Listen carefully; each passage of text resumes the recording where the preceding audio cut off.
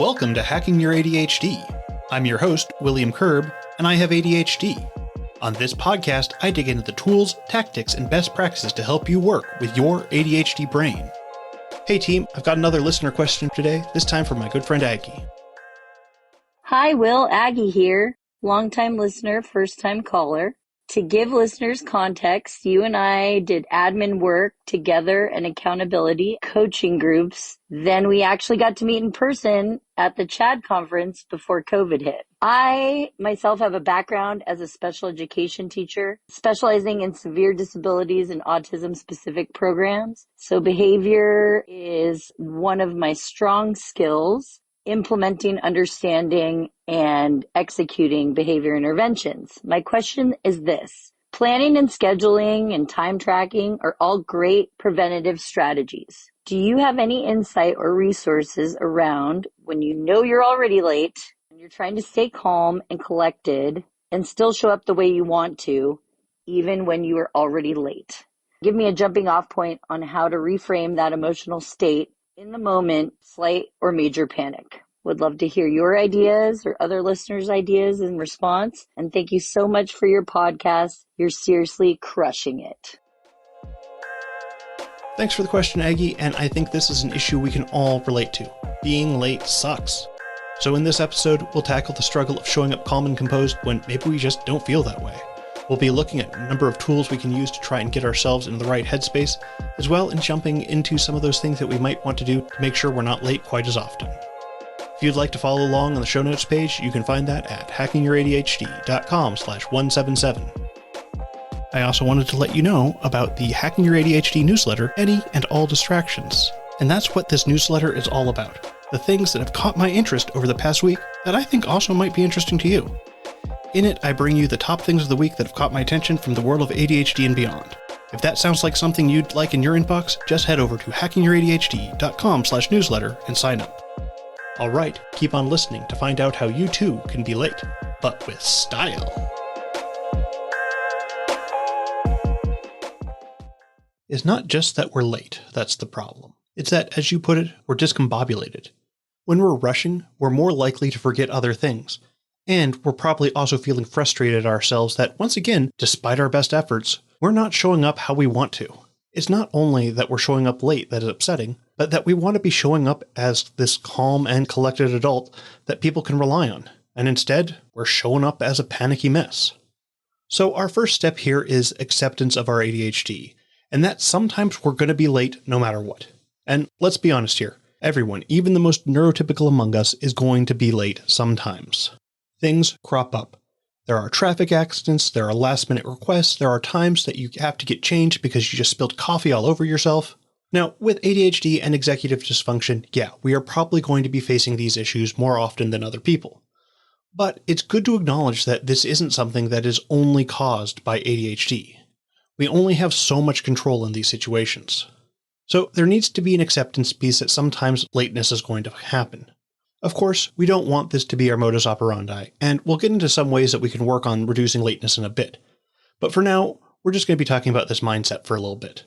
And what we're really talking about here is our self-talk. How are we talking to ourselves about the fact that, once again, yeah, we're late? This is an easy place for us to fall back on beating ourselves up because we know that as much as it can feel impossible for us to get out the door on the time, well, there must have been something that we could have done differently. And yes, of course, had we done things differently, it's entirely possible that we wouldn't have been late. But let's also remember that we weren't intending to be late. In the course of us planning on how we were going to get out the door, something didn't go as we hoped it would. Maybe we didn't realize the time. Maybe we didn't account for the afternoon traffic. Or maybe there was a really funny video on YouTube that we thought was only going to take a couple of minutes long, but was actually more along the lines of 20 minutes. And well, oops. I'm not saying that being on time is impossible for those of us with ADHD. I'm not saying that it won't be an inconvenience for someone else when we're late. What I'm asking here is that maybe we try and give ourselves a little grace when we screw up, because it's going to happen. If we can work on accepting the circumstances for what they are instead of what we wished they were, it's a lot easier for us to slow down and get to where we need to be in a less flustered state. To complement the acceptance aspect, I'd also like to suggest a reframe of, "I'm sorry I'm late," to, "Thank you for your patience." This change in perspective has two key elements. First, it acknowledges the effort and patience of the person waiting. This is important to acknowledge. But it also shifts the interaction from a negative to a positive footing. When we're expressing gratitude, we're creating a more positive atmosphere which can help ease any tension or frustration that is a natural reaction of lateness.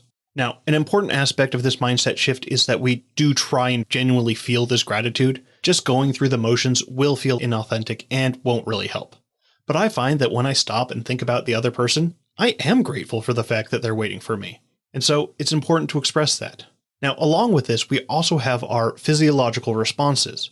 We have anxiety. We may be out of breath. Our heart may be racing. All of these things make it harder for us to feel calm and collected when we're showing up. So my suggestion here is that we're going to pull on that acceptance piece just a little bit more and allow ourselves to be a little bit later.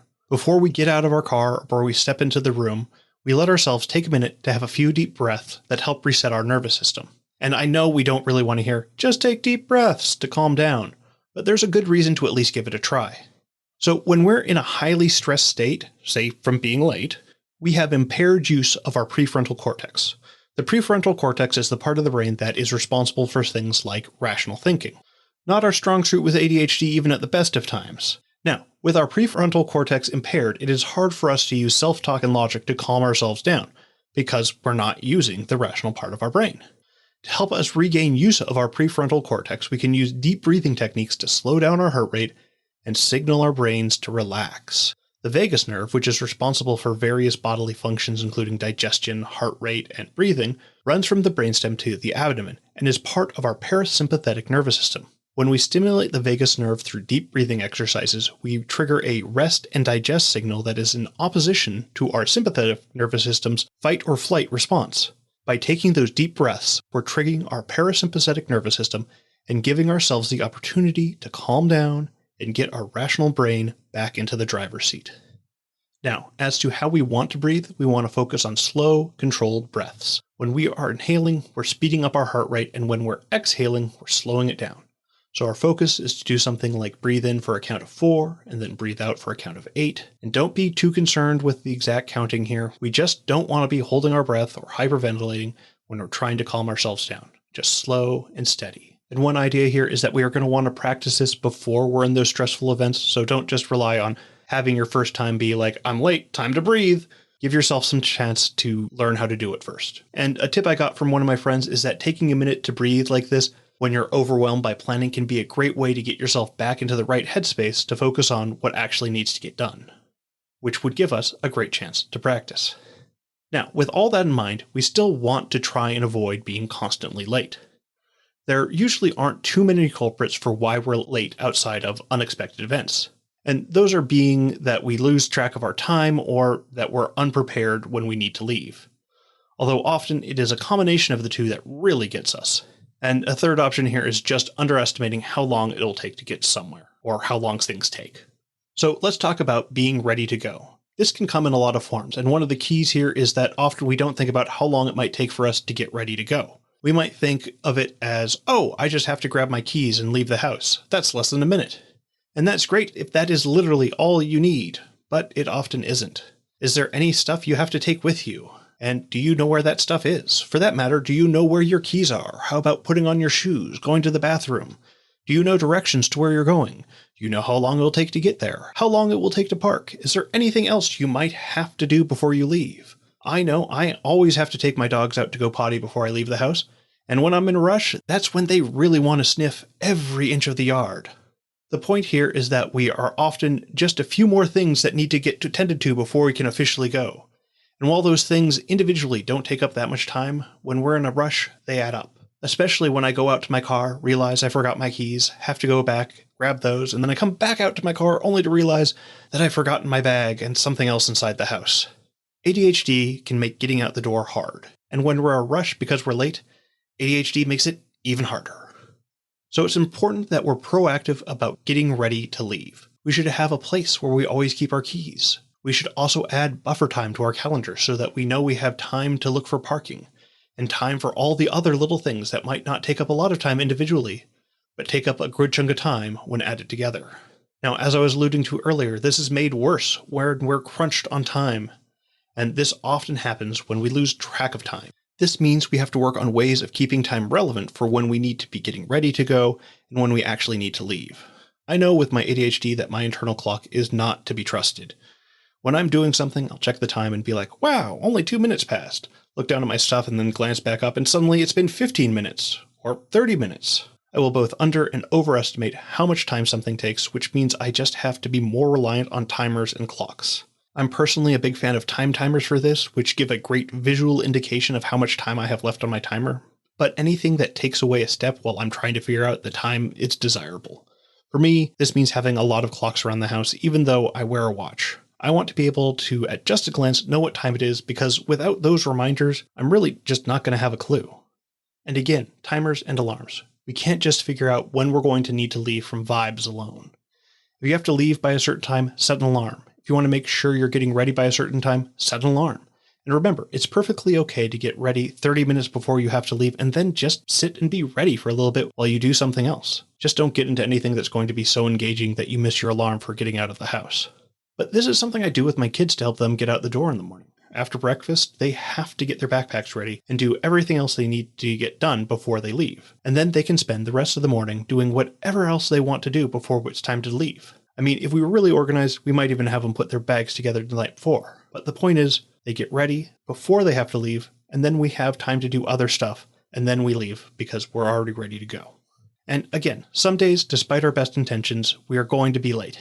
And I try to remind myself, when that happens, hey, it happens. And make sure I take note of where my hiccups are so that tomorrow I can try again. All right, Aggie, I hope this helps. Thanks for the question.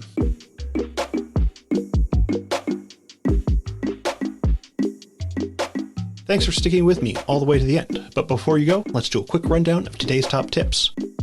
1. Practice acceptance of your ADHD and that sometimes lateness will happen. Work on changing that narrative from self-criticism to understanding and trying to give yourself some compassion when you're running late. 2. Try reframing "I'm sorry I'm late" to "thank you for your patience" to create a more positive atmosphere and to really show your gratitude when someone waits for you.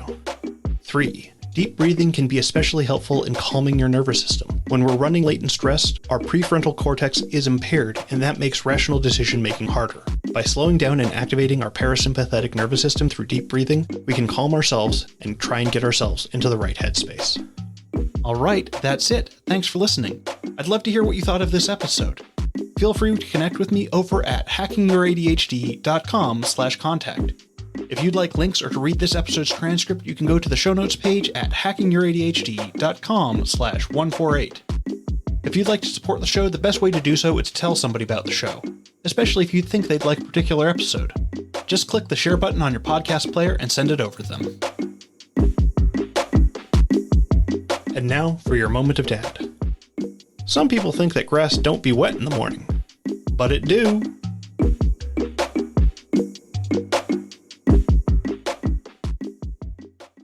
Marketing is hard. But I'll tell you a little secret. It doesn't have to be. Let me point something out.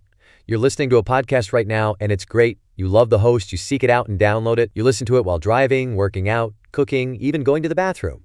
Podcasts are a pretty close companion. And this is a podcast ad. Did I get your attention? You can reach great listeners like yourself with podcast advertising from Libsyn Ads. Choose from hundreds of top podcasts offering host endorsements, or run a pre-produced ad like this one across thousands of shows to reach your target audience in their favorite podcasts with Libsyn Ads. Go to libsynads.com, that's LIBSYN, ads.com today.